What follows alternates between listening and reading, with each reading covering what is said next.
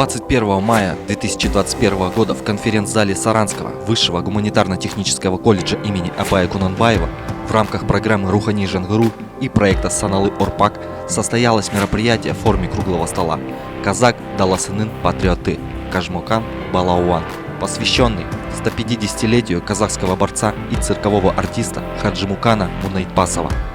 На мероприятие были приглашены гости: кандидат педагогических наук, профессор Карагандинского государственного университета имени Букетова Божик Жанболат, старший преподаватель физической культуры Карагандинского государственного университета имени Букетова Багдаулет Тлеубек, заместитель директора спортивной детско-юношеской школы Олимпийского резерва города Сарани Куат Талхат, а также выпускники колледжа, тренеры по греко-римской борьбе специализированной школы Олимпийского резерва детей и юношества города Сарани Муратов Али,